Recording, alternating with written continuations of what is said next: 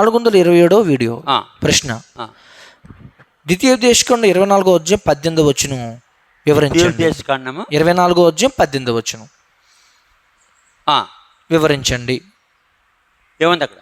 ద్వితీయోపదేశకాండం 24వ అధ్యాయం 18వ వచనం. 24వ అధ్యాయం 18వ వచనం. 18వ వచనం ఏముందండి అక్కడ? నీవు ఐగుప్తులో దాసుడువై ఉండగా. ద్వితీయోపదేశకాండము 24వ అధ్యాయము 24 18వ వచనం. 18. నీవు ఐగుప్తులో, నీవంటే ఎవరు? ఇశ్రాయేలీయులు. నీవు ఐగుప్తులో, ఇశ్రాయేలీయులారా,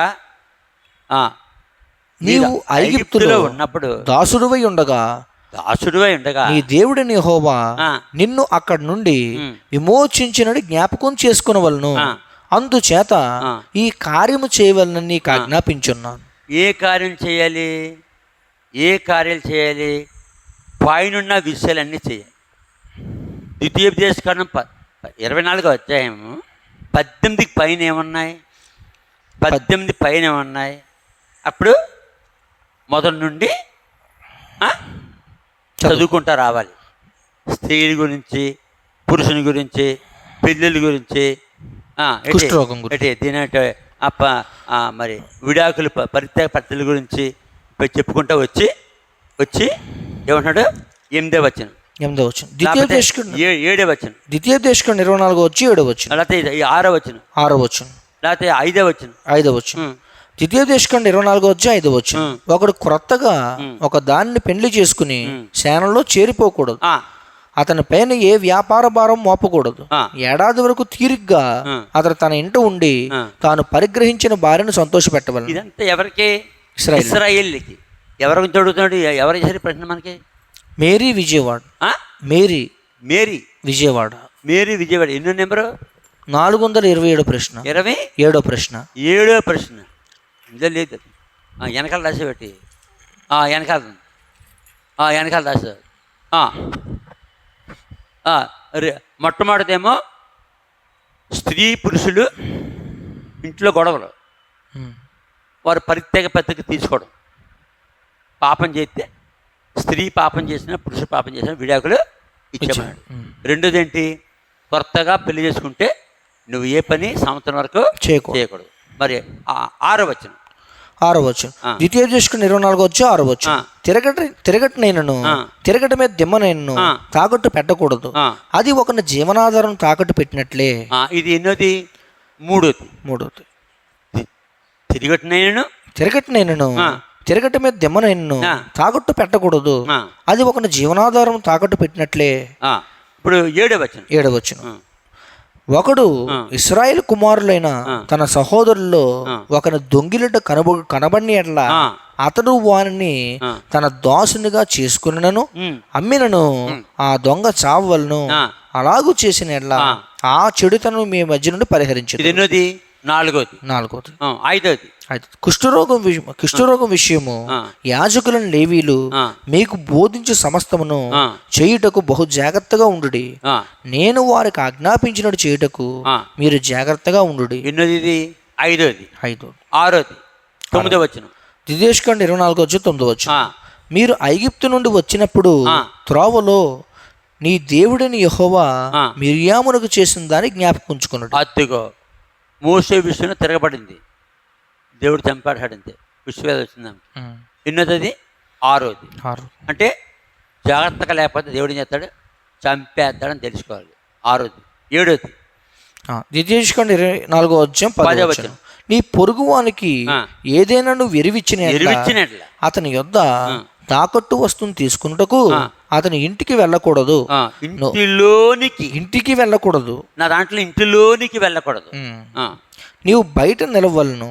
ఇంటికి వెళ్ళొచ్చు, ఇంటిలోనికి వెళ్ళకూడదు. నువ్వు బయట నిలవలను. నీవు ఎరివిచ్చిన వాడు బయట నుండి నీ యొద్దకు తాకట్టు వస్తువును తెచ్చి ఇచ్చును. ఆ మనుషుడు భేదవాడైన ఎడ్ల నీవు అతని తాకట్టును ఉంచుకుని పండుకొనకూడదు. అతడు తన బట్టను వేసుకుని పండుకొని నిన్ను దీవించినట్లు సూర్యుడు అస్తమించినప్పుడు నిశ్చయముగా ఆ తాకట్టు వస్తువును అతనికి మరలా అప్పగించాలి. అది నీ దేవుడైన యెహోవా దృష్టికి నీకు నీతి యగును. ఎన్నోది? 7వది. 7వది. 8. ఇప్పుడు 14 వచ్చిన ఆ, నీ 14వ సహోదరులనేమి వచనం. నీ సహోదరులునేమి 14 వచ్చిన 8వ.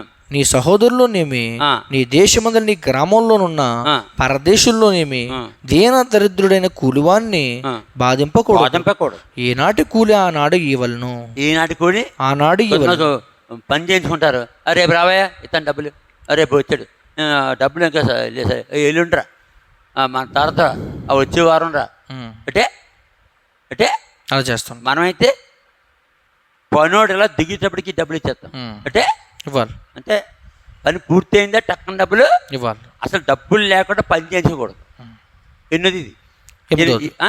ఎనిమిదోది. 8. 9ది ఏంటి? సూర్యుడు అస్తమించక మునుపు ఆ.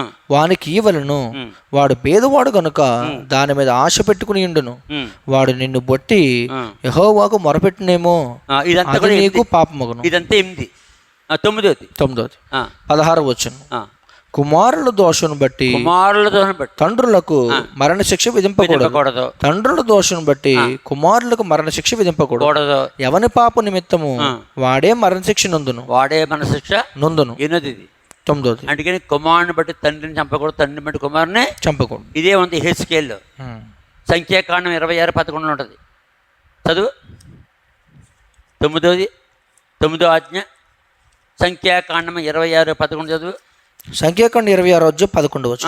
అయితే కోరహు కుమారులు చావలేదు. అది ఎందుకు? ఈ రూల్ని బట్టే. కోర పాపం చేశాడు, కుమారులు పాపం చేయలేదు. అందుకని కోర కుమారులు చావలేదు. చావలేదు. ఇప్పుడు సంఖ్యాకాండం 16 వచ్చాయి. చచ్చారా? చావలేదు. అదే యెహెజ్కేలు కదా. యెహెజ్కేలు 18:20. అది దేవుడు చాలా న్యాయవంతుడు. 9వ ఆజ్ఞ ఇది. యెహెజ్కేలు 18. యెహెజ్కేలు 18:20. యెహెజ్కేలు 18:20. పాపము చేయవాడే మరణం నొందును. పాపం చేయవాడే మరణం నొందును. ఆ. తండ్రి యొక్క దోష శిక్షను కుమారుడు మోయట్లేదని కుమారుని దోష శిక్షను తండ్రి మోయడు. నీతిపరుని నీతి ఆ నీతిపరునికే చెందును. ఇప్పుడు ఏం చేస్తున్నారు? ఒకడి మీద కోపం వస్తే ఇంట్లో చంపేస్తారు. తప్పది. కాబట్టి 9వ ఆజ్ఞ ఇది. 10వ ఆజ్ఞ 17 వచ్చింది. ద్వితీయోపదేశకాండం 24:17. పరదేశకే గాని ఆ. తండ్రి లేని వానికే గాని న్యాయం తప్పి తీర్పు తీర్చకూడదు. తీర్పు తీర్చకూడదు. విధవరాలి వస్త్రమును తాకట్టుగా తీసుకొనకూడదు. నీ ఐగుప్తులో దోసరివై ఉండగా నీ దేవుడిని యెహోవా నిన్ను అక్కడి నుండి విమోచించినని జ్ఞాపకం చేసుకునేవాళ్ళను. అందుచేత ఈ కార్యము చేయవలని నీకు ఆజ్ఞాపించున్నాను. ఎన్నోది? 10వది. మొత్తం 10 ఆజ్ఞలు ఇచ్చాడు. 10 ఆజ్ఞలు 10 కమాండ్మెంట్స్. నేను తప్ప వేరే దేవుడు నీకు ఉండకూడదు. అదొక ఆజ్ఞలు. మళ్ళీ ఇదొక ఆజ్ఞలు. అవి 10. ఈ 10 10 కమాండ్మెంట్స్. అవి 10. నిర్గమాకాండం 20 అధ్యాయం ఉంటుంది.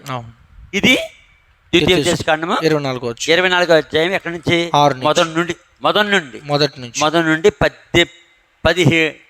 17 వచనాలు 10 ఆజ్ఞలు. 10 ఇవన్నీ చెయ్యాలి. అంటే ఆ సహోదరి అడిగిన ప్రశ్న ఏంటి?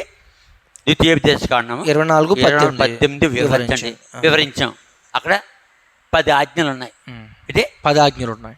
మొట్టమొదటి 10 ఆజ్ఞలు కాకుండా, అంటే సీనాయి పర్వతం మీద 10 ఆజ్ఞలు ఇచ్చాడు కదా, అవి కాక మళ్ళీ ఈ 10 ఎన్ని? 20 ఎవరు పాటించాలి? ఇశ్రాయేల్. మన పాటించక్కర్లేదా? మనం పాటించాలి. ఇవన్నీ మంచియే కదా. మంచి కొత్త నిబంధనలను పాటించాలి, పాత నిబంధనలను పాటించాలి. మంచి అన్ని. కాబట్టి తెలియజేసాం. ఎవరు వేసారు ప్రశ్న? మేరీ విజయవాడ.